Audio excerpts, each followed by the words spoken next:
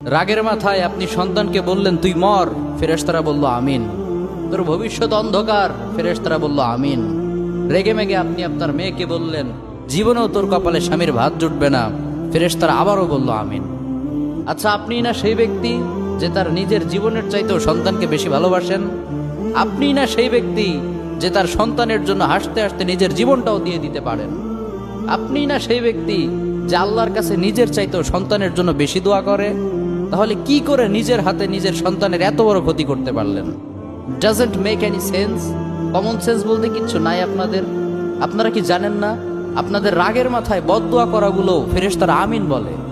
দাওয়াতুল ওয়ালিদ আলা ওয়ালাদি, বাবা মা তার সন্তানের জন্য যেই দোয়া করে সেটা ভালো হোক কিংবা বদদোয়া হোক, আল্লাহ সেটাই কবুল করে নেয়।